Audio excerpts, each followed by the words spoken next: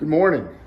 So I'm here at one of my ADUs, and we've done a few of these ADUs so far where the elevation of the ADU is lower than the street.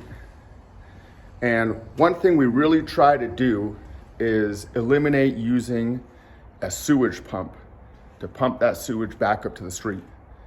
And that's just because those sewage pumps can fail.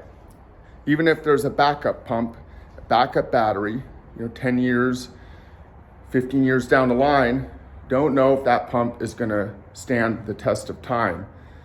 So it's always better, in my opinion, to do whatever is necessary, whatever you can, even if it means digging an extra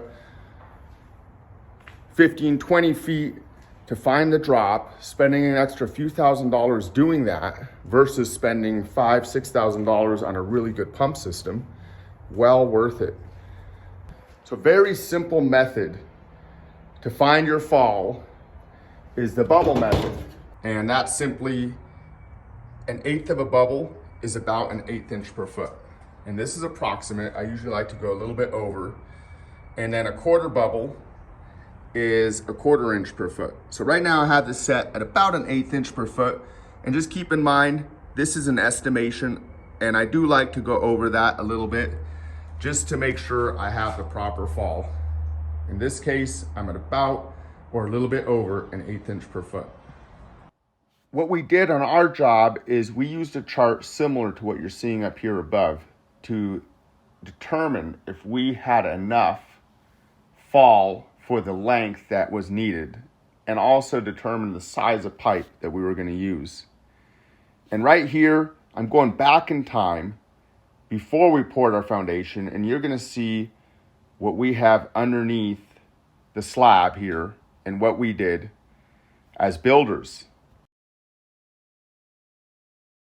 We calculate our fall from the furthest most point in the ADU. So right now, our furthest point is this loop, which will be the island loop for the sink.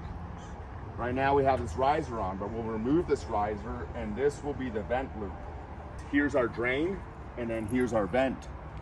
And that'll vent out the wall. And so far we're doing okay, but we're very, very tight on fall. And what our guys are gonna do, Ricky and Matt, is we're gonna start double checking all the fall, and we will ensure that we've got good fall everywhere, and then we'll start layering D&G to cover about 2/3 of the pipe, and only the top part will show. And then that way everything is embedded, and when the inspector comes to look at it, he can check the fall and make sure that we're all good. And then we'll do our test tee right out here so that we can fill all this with water and be ready for tomorrow's inspection. When we're limited on fall, what we do is we just place a 45-degree in the Y and then come up. So we're still underground here, still below. This is our grade right here. This is our finish concrete slab. We're all below that. We'll wrap the parts that go through the slab, and then this will be our vent stack for the toilet. So just a tip for if you don't have a lot of fall and you can't go that deep, then you can do something, I guess it's called flat venting, but it's not flat. It's just that you angle your vent Y up by 45 degrees.